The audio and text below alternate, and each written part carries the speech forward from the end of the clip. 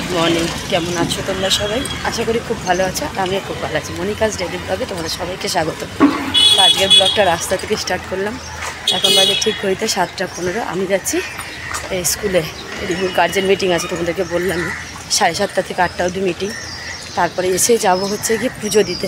কাকিকে বললাম, কাকাকে পয়সা দিয়ে আসা হলে যে মিষ্টি ফিষ্টি সব তুমি এনে রেখো, আমি শুধু আসবো, এসে পুজো দিতে যাবো। আমি কাকি বেরবো, কাকি মাঝেই যাক না কেন যাবো। তো সেই জন্যে বেরিয়ে পড়লাম আমি। আগে যাই, দেখি মিটিংয়ে না গেলেও হতো, কিন্তু এটা যেহেতু প্রজেক্টের মিটিং, তো প্রজেক্টটা তো আমরা কেউ কিছু জানি না, এটা আমাদের প্রথম বছর, তো সেই জন্য যেতেই হবে, না ছাড়া আমি জানতে পারবো না। হ্যাঁ, হয়তো কারোর কাছে ফোন করলে জানতে পারবো, কিন্তু দরকার নেই, আমি একবার নিজে গিয়ে জেনে আসবোটা বেশি ভালো হবে।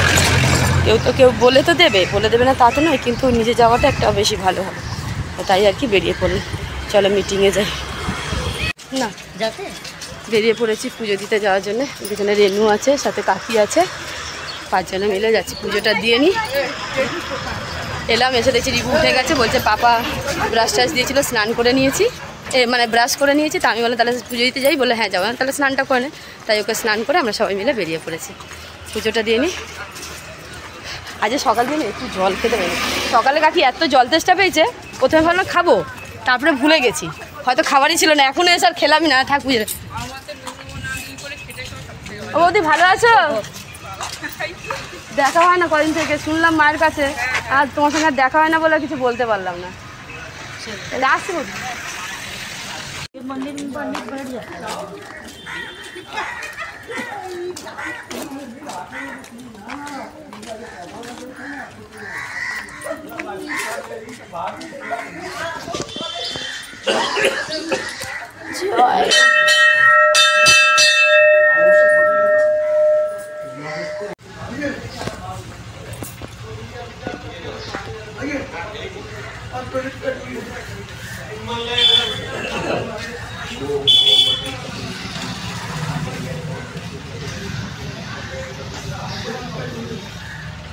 মন্দিরে চলে এসেছি, পুজো করছে কাকা। এই যে সব জোগাড় করে দিচ্ছে কাকি। হ্যাঁ বাবু, ওই তো সেই মাছিতলা, ওইটাই তো মাছিতলা। হ্যাঁ ওইটাই মাছ। সব দেখো, ছোট্ট ভোলে বাবা, দেখো কি সুন্দর, দেখো ভোলে বাবা, এই তো সামনে।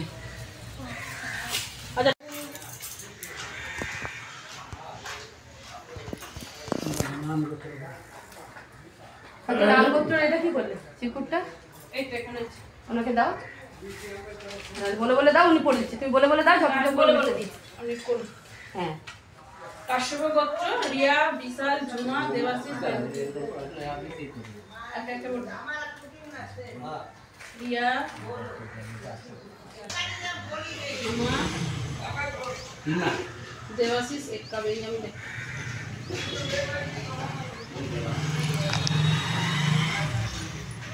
আচ্ছা, পরেরটা হচ্ছে সোনু।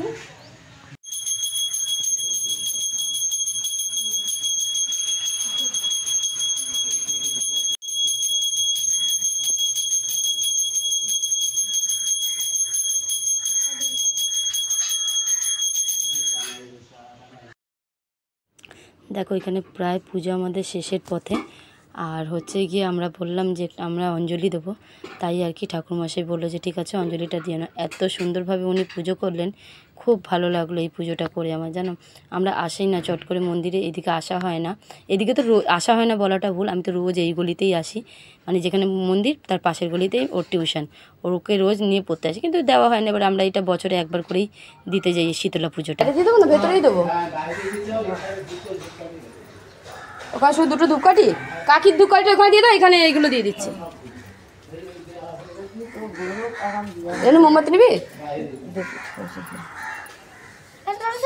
দাঁড়া রেনু পিস আছে সব। তুই রেনু इसका रिव्यू का हाथ वाला दे दे तो ना, তুই দে, দিদি পিস দিয়ে দেবে।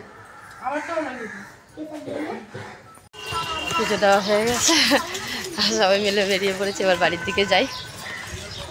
বাড়িতে আজকের তো আর কোনো কাজকর্ম কিছুই নেই, শুধু বসা আর ঘরের কাজ করা, এই কাজ রয়েছে আজকে। রান্নাবান্না তো কিছুই নেই, আর কাজ তো বাসি কাজ তো সকালেই স্নান টান হয়ে গেছিলো, আর কোনো অসুবিধাও নেই। চলো বাড়ি যাই। দুই ছেলে গেল টিউশনে, আমি কি করব, আমার তো কাজ একটার পর একটা। তো জামা কাপড়গুলো ভাঁজ করে নিই, সব সকালে যে কাঁচা কালকে বিকালে কেচেছি সেগুলো সব ভাঁজ করে রেখে নিই। আর হচ্ছে কি একটু বেডশিটটা আজকে তুলে ফেলি। বিকালবেলায় কাকিমাদের মিস্ত্রি কাজ করছে, এখন আর কাচা যাবে না। বিকাল তুলে রাখলে কী হবে, তাহলে আমি বিকালবেলাটা কেচে নিতে পারবো না, ছাড়া আর আমার কাঁচা হবে না, এটা এরকমই পড়ে থেকে যাবে। তো ও এখন ওরা এই ফাঁকে নেই,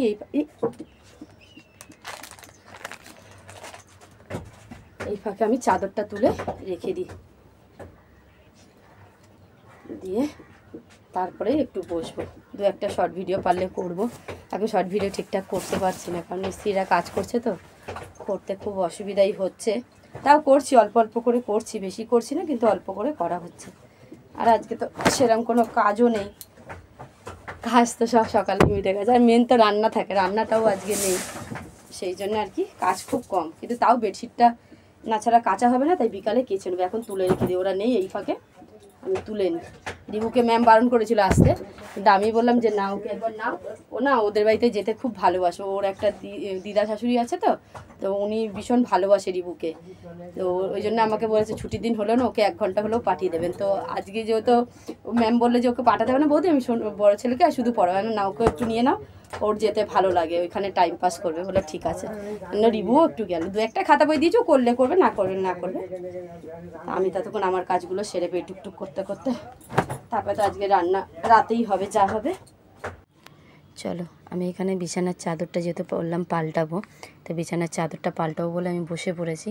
আর বিছানায় এটা ঝাড়তে ঝাড়তে আমি দেখলাম না জানলাটা একটু ধুলো পড়েছে, রোজ তো ঝাড়া হয় না জানলাটা, তাই ভালো। আর ঘরেও আমার প্রচণ্ড ধুলো পড়েছে, দেখি কবে ঝাড়তে পারি না পারি। ঘরটাও অবশ্যই আমাকে একবার ঝাড়তে হবে। তা আজকে যেহেতু শনিবার, আজকে আর ঝাড়বো না, তো আজকে আমি বিছানার চাদরটা এমনি পাল্টে নিলাম, পরে আর একদিন সময় করে ঘরটা আমি ঝেড়ে নেবো।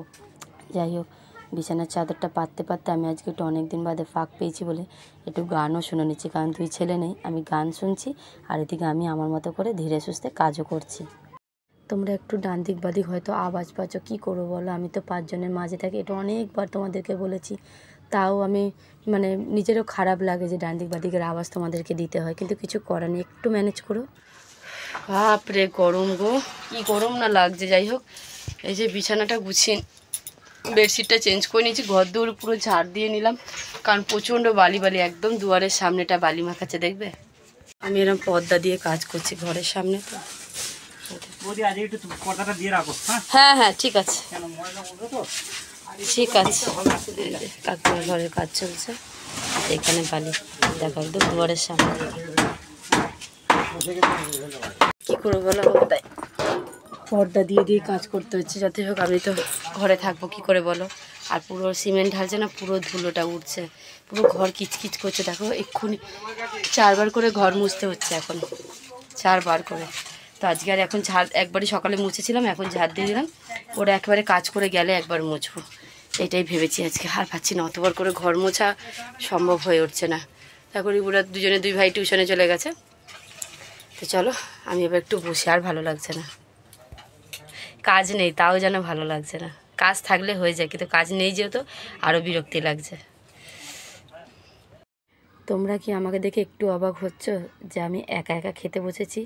আমি খুব কম এরকম একা একা খাই, আমি খাই না। আজকে তোমার দাদাভাই ফোন করে আমাকে বলল, তখন 2:45 বাজে, যে মনি আমার আসতে একটু লেট হবে, তুমি না খেয়ে নিও, তুমি আমার আশা করো না।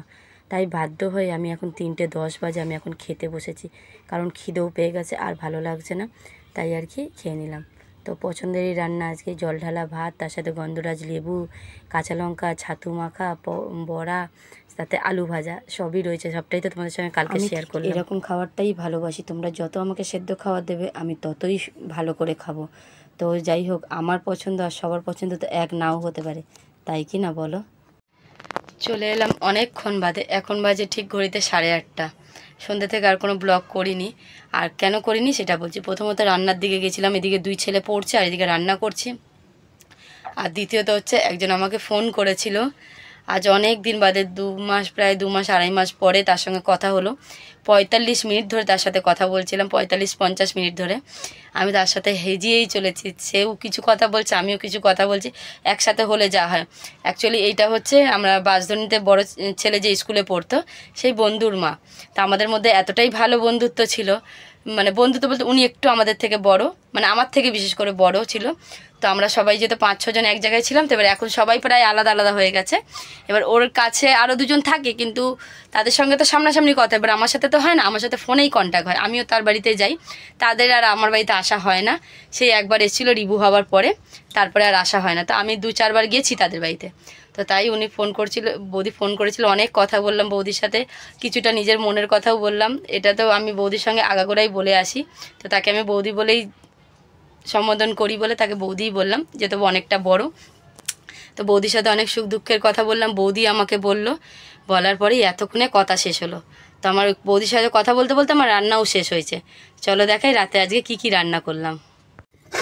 এই যে ভাত হলো, তোমার দাদা বললো ভাত করতে, তার সাথে এই যে মুগ ডাল, এই যে এখানে অল্প পাঁপড় ভেজেছি। এই মশলা পাঁপড়টা না প্রথমত শেষ হয়ে গেছে, আর দ্বিতীয়ত ভেঙে গেছে, যেটুকু ছিল ভেজে দিয়েছি, আর তার সাথে যে কালারিং পাঁপড় ছিল ভেজেছি। আর এই যে কড়াতে রয়েছে, বড় ছেলে যেহেতু ভালোবাসে, এই যে আলু পটলের ভাজা। এই যাচ্ছে, মানে এই রইলো আর কি রাতে রান্না বান্না আজকের। তো ভেবেছিলাম প্রথমে একটুখানি টমেটো পোড়াবো, টমেটো বের করেও রেখেছি, সেই দেশের টমেটো, কিন্তু আজকে যেহেতু শীতলা পুজো করেছি, পান্তা খেয়েছি, তো সেই জন্য আর কি ইচ্ছা হলো না যে আজকে পোড়া খাই, তো ওই পোড়াটা আমি কালকে খাবো।